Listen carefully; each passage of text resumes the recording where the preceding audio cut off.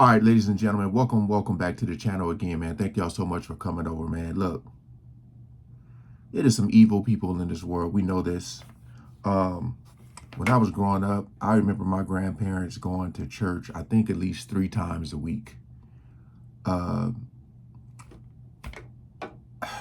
Last time I went to a church, I want to say, no, it was for a wedding, but most of the time it's for a funeral. But it be some wicked people in those churches, man. Let me just say that. I know y'all know this, but a lot of people don't.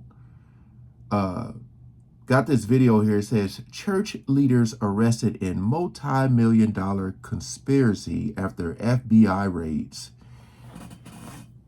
I seen like a little clip of this house.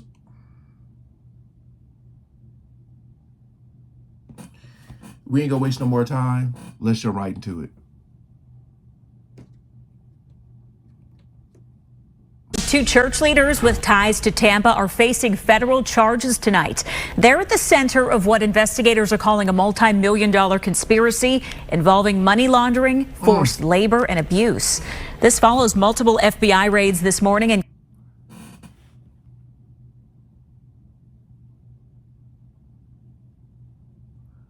look at that damn, look at that. Look like some damn Buckingham Palace or something. Look at that house. I mean, like, sorry, I got to charge. Like, you really look at that house. Now, I don't know if, like, what story they were giving people. You know what I mean? They're like, hold on. So you just do this at church? Ain't nobody ask no questions? including at a home in the affluent Avalon neighborhood in Hillsborough County. This was part of a nationwide takedown. Fox 13 is covering this investigation from multiple angles. Our Kylie Jones is at the federal courthouse in Tampa, diving deeper into the church and its leaders. But we begin with Aaron Mesmer live in Avila with more on the raid and reaction from neighbors. Aaron. Yeah, Haley, and these neighbors were absolutely stunned by what went on this morning. Neighbors in this community, they woke up to helicopters and FBI agents raiding a home in Avila. And once they found out why those federal agents were there, it was even more surprising. Some of you say, I don't have 100,000, but you have 20,000. You have 50,000 here, or you have 10,000. That's video of David Taylor asking viewers to send money to his church. Federal authorities now say Taylor used donations to fund an extravagant lifestyle that included this. Like, come on, man. Telling you, it's some wicked people.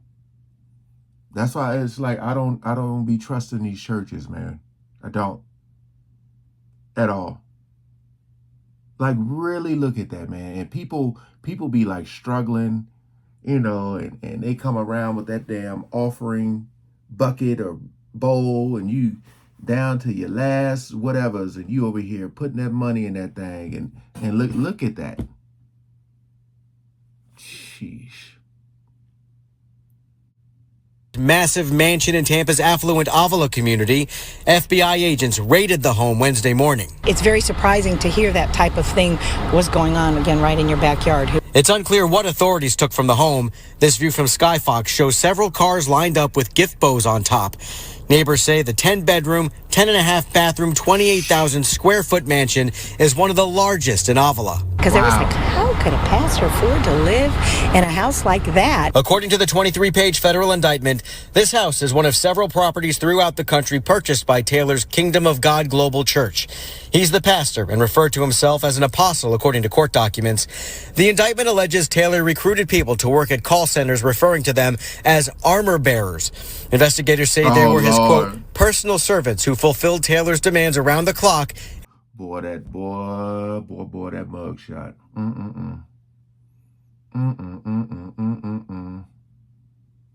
Boy, looking like goddamn Damon Wayans. Homie, don't play that on Living Color. Look, when you see them cars, and again, for like that neighbor, she said what I said, like, how can a pastor afford all this? You got to ask questions. You got to, because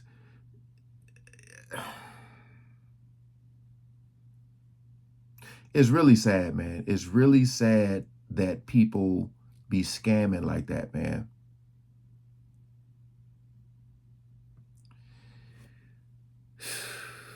Were never paid.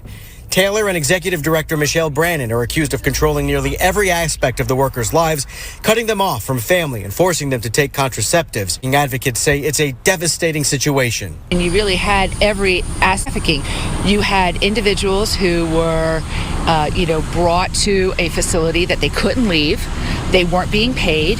They had production goals that they had to meet. And authorities say if the workers failed to reach Taylor's monetary goals, they faced punishment, including public humiliation, food and shelter restrictions, sleep deprivations, and physical and psychological abuse.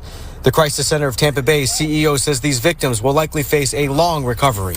She says there's another lesson every community can learn from this. This can happen in one of our most affluent zip codes in Hillsborough County. It can happen in your backyard. It can happen in my backyard. As for the folks who lived with alleged trafficking, fraud, and money laundering happening in their backyards, I hope it's not true, but if it is, he deserves everything he's going to get. and there was also what appeared to be a federal command center set up just north of here at St. Joseph's Hospital in Lutz. Experts say if there were any victims at this property, they likely would have been taken to a nearby hospital for care. Haley? Let's hope they can get all the help they need. It sounds like they have been through quite a lot. I'm gonna look at some of the comments here, man, because like I maybe I missed it. I don't know how long this was going on for. But again, man, seeing that house, seeing those cars with the bows on it, and the crazy thing is like, it's a lot of, I feel like it's a lot of people who have been doing this for a long time and never got caught, never going to be caught. I'm just wondering, where was the slip up? What made somebody tell on him? Looking at some comments here. The power of manipulation. Facts. This clown has been clowning people out of money for years. All past, this is a great comment. All pastors should be investigated with private jets and multiple homes, period. He isn't the first and won't be the last. Yeah. A pastor with that kind of home is just crazy. Like, and like, in actuality, man, do you even need all that property? It's like, I mean, again, I'm glad he got caught, but it's like they don't even try to hide it. You know what I mean? That's what the money does. They get it, and then they're like, oh, I'm about to get the biggest house on the block. I'm about to get all the cars. Like, come on, man. Come on, man. Someone said this preacher had an IRS interview years back where they were questioning his spending and finances. You think he would have changed his ways, but greed is powerful. Yes, indeed.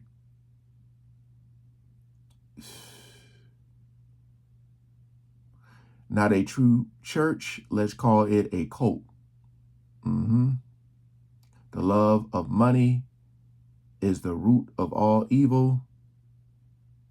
Religion is a big business. I just wonder, like, for all the people who donated, how do they feel right now? I wouldn't even be able to go back to church again because I wouldn't be trusting nobody.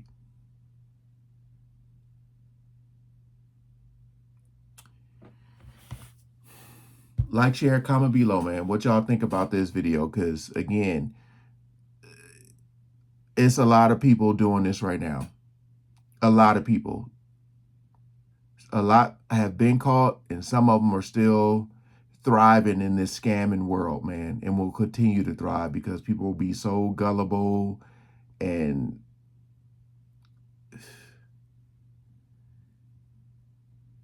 I mean, I would just say this. Whatever your belief is, whatever you believe in, do you really feel like you need to go to church? Can't you like just stay home and pray, or just what, like, do you need, like, I'm saying, if you went to this church and or whatever, you listen to this guy get up there and talk and spread the word, and then you have all this going on, do you feel like are you done? I would be. All right. Peace out.